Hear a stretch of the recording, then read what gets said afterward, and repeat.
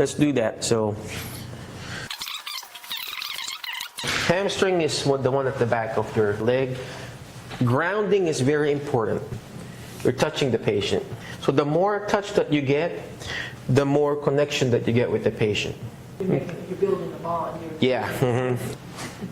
Take off your shoes. What is that sock?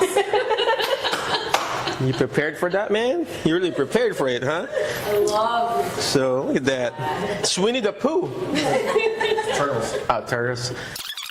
Just make sure you support here, because some of them, they're tight, they're going to bend that knee. So hamstring here, just touch it. Dorsiflex. Of course, I'm not asking you to push all the way up. Just ask your therapist, hey, are you comfortable me stretching your patient their hamstring? So we call it PJM or manual stuff, but just the stretching, hamstring stretches. It doesn't have to be a fancy stretch. We have different types of stretching. We call it ballistic, we call it PNF, we call it fancy other stuff.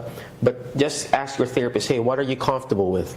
You're comfortable with me stretching the hamstring? Okay. How many seconds of a hold do you want me to do? Oh, go ahead and do 15-second hold. If they say 15, do 15. But ideally, when you want to read the books, the true stretching is 30-second stretch to release what your GTO. They're what you call, in your muscles, you got your GTO, it's your Golgi tendon organ. And that's the one that it gets releases. Your muscle spindles too. You got fibers there on your muscle. If it's, your muscles are just like a hair, your hair. If you got knots in your hair, it's going to be harder to stretch. It's going to be harder to comb when you have knots in your hair. Well, same thing with your muscles. All right? And just tell them, hey, relax, just let me stretch you. All right? So, hamstring. That's SLR. Straight leg racing, hamstring. Okay? The next thing that they're going to tell you, hey, do KTC, or single knee to chest. Single because Matt is single. You know? Single because it's single knee to chest. So you're stretching. You're stretching the glutes here. So you're holding it.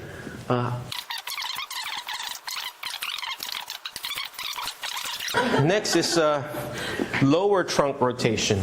You're rotating left and right.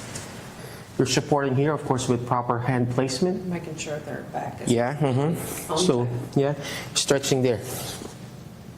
And then you're holding it for good 10, 20, 30 seconds. Ideally, like what I said, it has to be 20 to 30 seconds. I'm dynamic. I'm doing this. I'm finding spots. Oh, that's a spot. That's a sore spot, Dr. Mike. So, but of course, you ask your therapist, what do you want me to do? All right, static stretch. You can be also here, just doing this. Because if I'm there, I'm literally carrying his leg, which is probably 50 pounds. But here, I can, play around here and then put pressure there. Right? That makes sense? Okay? And you can also do it on the other side. Same thing, stretch here and just stretching there. Right? Of course, Matt is kind of, what you call this? Mobile. But if it's an older person, some of them, they won't even be able to do it.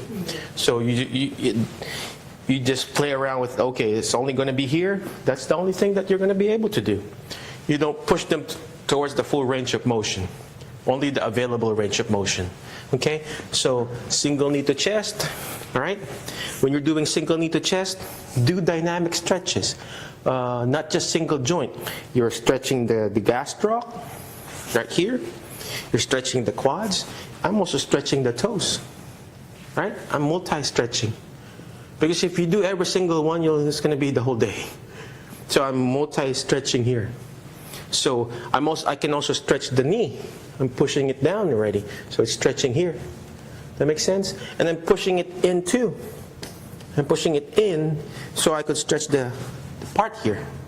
So not just the butt muscle, the glutes. I'm also doing the outer side here. I'm pushing it in.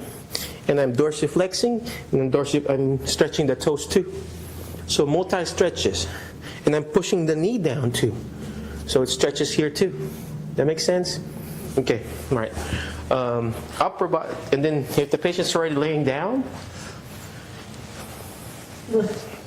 I'm doing this too. You know, a static stretch. Why are we doing this? Because you want to distract the shoulder, you distract the elbow, distract the wrist. So you're just pulling them too. Why in this angle? Because you always want to get the what you call resting and open pack position. So there are two types of position of your joint. Okay, one is your close pack. When you say close pack, means the joint is where it's closest. So the joint is in a compacted position. Open pack means it's an open in the loosest position. Okay, so if I have this in my shoulder, what is this? Do you think it's a close pack? Yeah, it's just close because the shoulder joint is very compacted, right? But if you open it, this is the open pack. All right, you know, you're not going to take the board exam, but it's 20 and 30. That's the open pack position of that joint. So the loosest position of that joint. Okay, so you're distracting it. You know, sometimes I'll ask the patient to look towards that side, and then side bend towards that, so you open it. Remember, when it's compacted, when it's compressed, when everything is compressed, the neck is compressed, there's no nerve flow, there's no arterial flow, there's no venous flow, and worse, there's no lymph flow, the fluid flow. But if you open it, right, it's open, you got more flow. That makes sense? Right. And then you put the hand behind here. Distract and stretch, distract and stretch, distract and stretch. Okay? You can also pull it towards there. So you're stretching the lats too. Okay? Alright, go ahead and sit up, Matt. For the back, alright, we also stretch the neck. You rotate. So me, like what I say, I want to play with the joint. I'm not asking you to play with the joint. Just steady stretch, right? Steady stretch for you guys, okay? So same thing with the opposite side. You know, proper body mechanic is very important, especially with man. It's a big guy, right? So if I was there, it's going to be harder for me to move the head around. See, if it's there, see, it's harder for my hand placement. So proper body mechanics, you don't want to lose that. So position yourself, stretching, rotate, okay? Another thing that you can do when they're sitting like this, sitting in a chair, distraction again, distraction, shoulder stretches. This is your tricep stretch, right? I'm moving here, I'm moving the scapula, I'm going to the middle part of the scapula too, all right? And then towards this side, I'm rotating them. Not just the shoulder. Man, why did I choose you as a subject? Short of breath already, man. So I need to be here. So you rotate it there. You find the spot. Right? You find that spot. The scapular area.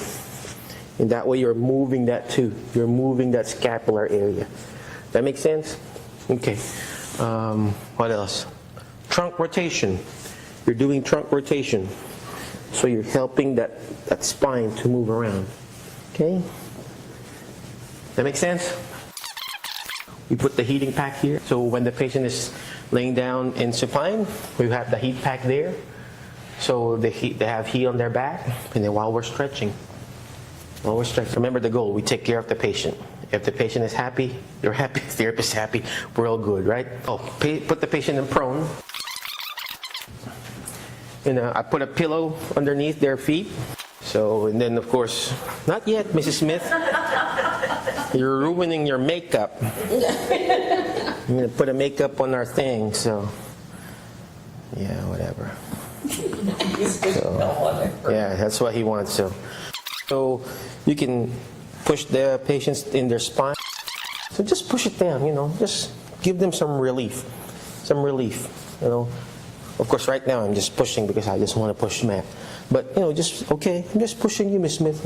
Relieve that pain on your thoracic area and on your low back. That's it, right? And then next, you ask the patient here. If they can't do it, of course, you ask your therapist. And then you just ask them to lower this shoulder down. Why are we doing this? Because most of them, they can't even reach their low back. And then you just lower this down. And then along the way, you'll figure out where to press. For me, I would press somewhere in the scapular area here. And just pushing it down like that. Okay? That way you're mobilizing that shoulder joint. Quad stretch and psoas stretch, or the front part here. What I really want to do is I move it out to open the hip. Because if it's like that, it's already tight, right? So you open it out, and most of them, they can't even open out. They can't do external rotation. And then from here, kind of stretch, so he's tight, right? And then again, grounding. One hand needs to be touching the person. Not here, but somewhere here. So you're releasing the lumbar area. And then since you're here, you're doing 3 sets of 10, right? I'm going over here. I'm stabilizing here, right? So I'm moving it somewhere in the SI joint. And along the way, you'll figure out, oh, okay, I want to hold in the SI joint or in the hip area. And you do this, right? Range of motion. Range of motion. It doesn't have to be a steady stretch. It doesn't have to be bouncing. You can just do simple range of motion, and they'll feel so good. I'm touching him because I want him to know I'm still present with him. Same thing. You know what I mean? Pacing yourself. 3, 5, 4, 3, 2, and 1. So another thing, rotation on the foot, rotation, right? Hey, most of them, they don't have foot rotation. You know, some of them, they got very ticklish foot or something. They're not used to, you know, doing that. But once they feel that, you know, you can do it. Ask them to do some stretching on the wall. You know, ask them to grab like a yoga thing and then ask them to lean forward. So, all right. From here, you ask the patient, hey, Mrs. Smith, could you go on all your fours? Or Mr. Smith, on all your fours. Of course, some patients, they can't do this, right? And most of them, they can't. But if they can, the higher level patient, all the way to your heel. There you go. And you're kind of stretching them too. Stretching them too. You know, holding it there. Holding it there. And then you're grounding. You can just leave them alone. Other therapists, I know one therapist somewhere in Mackenzie, she told me, I don't touch my patient. What kind of therapy is that, right? You ask them to stretch, you know, have them, yeah, of course, with permission, right? Have them stretch there.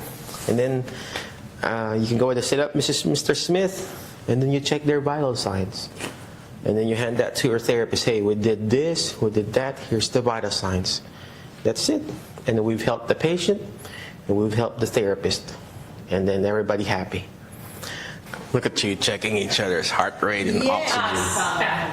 This is what I do. Very good. I see you doing it anyway, so very good.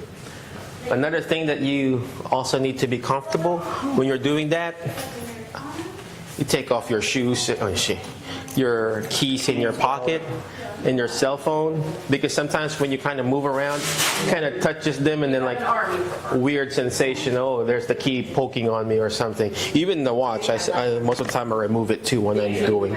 So Matt removes it too. So, but of course, if you're not touching the patient, you're just doing cardiac protocol, it's fine. All right, we're going to bring that chest in. And then you're going to tell me if it's too much.